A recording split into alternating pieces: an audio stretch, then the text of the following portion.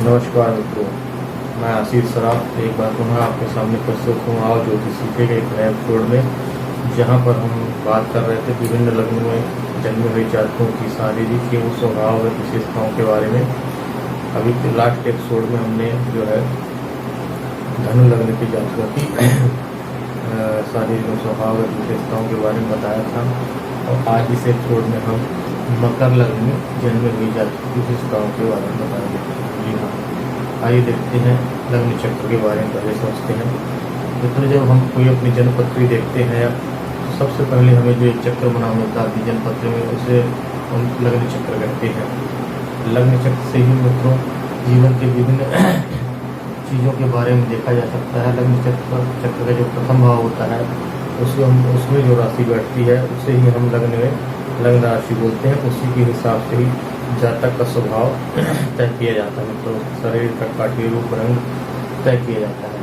तो आप जब लग्न पत्री में देखेंगे तो प्रथम भाव ये कहलाएगा, और उस पर जो राशि होगी 10 नंबर की राशि अगर बैठी हुई है तो मकर राशि होगी, अर्थात कि मकर लग्न में जातक का जन्म माना जाएगा।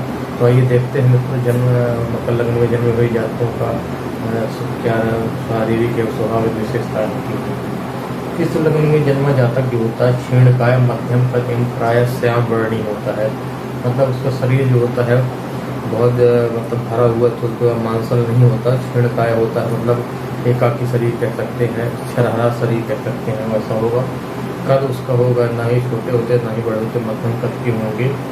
एवं प्राय श्याम वर्णी होते। श्याम वर्णी मतलब तो कलर जो होगा गेहूँ कलर या गेहूँ कलर से भी थोड़ा दबा हुआ, काले से थोड़ा ज़्यादा काला नहीं कर सकते हम लोग, तो श्याम वर्णी होगा उसकी। और ये भी मित्रों इन विशेषताओं पे भी फर्क पड़ता है।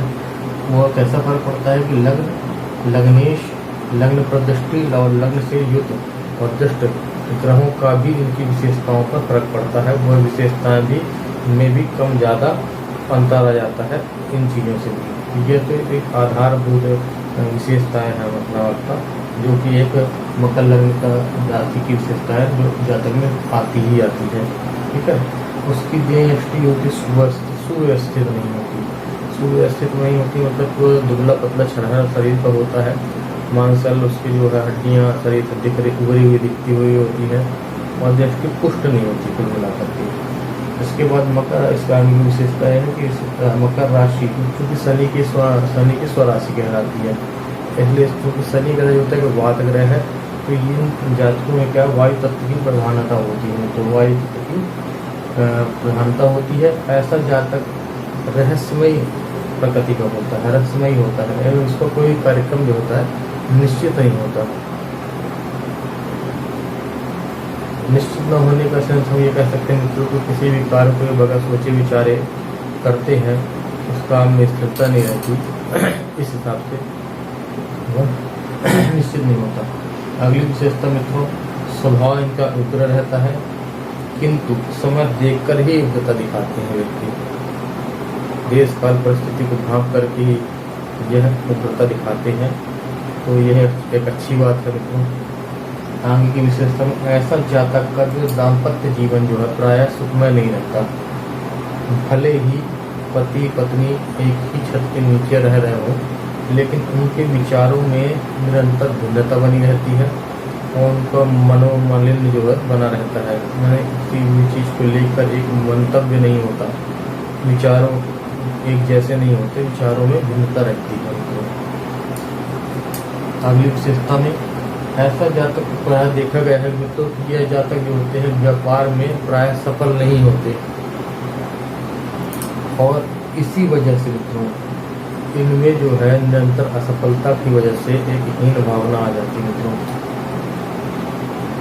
और अगर कोई व्यक्ति ऐसे व्यक्ति का दोष गिना दे कि आपकी गलतियां गिना दे, तो यह व्यक्ति बहुत जल्दी खिन्न हो जाते हैं मित्रों। तो ये चीज़ हो गई। अब ये सारी विशेषताएं, इसके अगली विशेषता जो मित्रों वह है जातक का वाचाल होना। ऐसे जातक जो होते हैं वाक्पटु होते हैं, वाचाल होते हैं, बातूनी होते हैं। ठीक है, इन्हें बात बनाना बहुत अच्छा आता है। और क्योंकि अब ये इस प्रकार से इतने वाचाल होते हैं कि उनका अपनी ही वाणी पर नियंत्रण नहीं रहता। यह क्या बोल जाते हैं, किस समय क्या बोल जाए, यह खुद भी इन्हें समझ के बाहर हो जाता है। और आगे की विशेषता इनकी, ऐसा जातक जो है स्वभाव का अड़ियल होता है। वह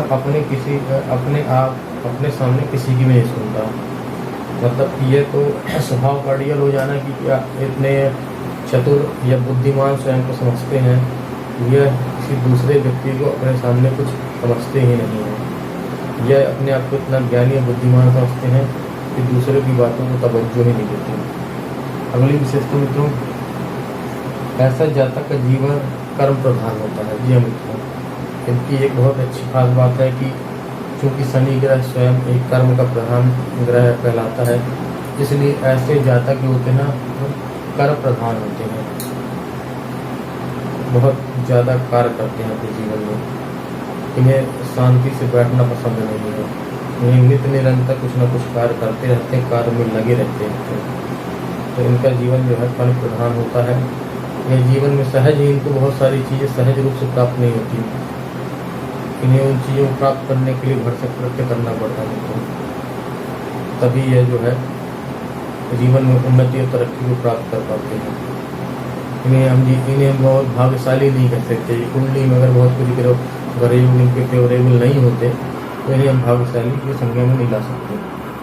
आगे विशेषता, तो कुंडली में यदि शनि शुक्र एवं मंगल की स्थिति से उसके जीवन में उन्नति और अवनति का आकलन लगाया जा सकता है। जी मित्रों, क्योंकि इस कुंडली में जो है शनि का स्वयं लग्नेश है, शनि का लग्नेश, और वे यहाँ पर आपके आय घर के स्वामी बनते हैं। मंगल ग्रह आपके चतुर्थ एकादशेश हो गए, मतलब चौथे और 11वें घर के स्वामी बनते हैं। और जो शुक्र ग्रह हैं वो 10वें और 5वें घर के स्वामी बनते हैं। तो मित्रों, अगर हमको कुंडली में मोटा अगर हम इन 3 ग्रहों को भी अगर स्थिति को देख लेते हैं, इनकी ग्रहों की स्थिति अगर अच्छी है तो निश्चित तौर से इनका सारा जीवन उन्नति और तरक्की में जाता है। और इन्हीं 3 ग्रहों की अगर स्थिति अगर कुंडली में अच्छी नहीं है तो वह जीवन जो है बड़ा कष्टमय हो जाता है मित्रों। तो यह तो रही आपकी मकर लग्न में जन्मे जातकों की कुछ विशेषताएं। और अगर आपको मेरा वीडियो अच्छा लगा हो तो आप मेरे वीडियो को लाइक करें, सब्सक्राइब करें मेरे चैनल को, ताकि आपको ऐसे ही इतना अच्छे वीडियो ज्योतिष के ऊपर मिलते रहें। मेरे वीडियो को शेयर करें अपने दोस्तों, यारों, मित्रों, रिश्तेदारों के साथ। और किसी को भी अगर अपनी कुंडली के बारे में किसी प्रकार की कोई समस्या हो, कुछ समझना हो, तो आप नीचे डिस्क्रिप्शन में दिए गए मेरे व्हाट्सएप नंबर, मेरे कॉन्टैक्ट नंबर पर उनसे संपर्क कर सकते हैं। आज के लिए इतना ही, धन्यवाद, नमस्कार।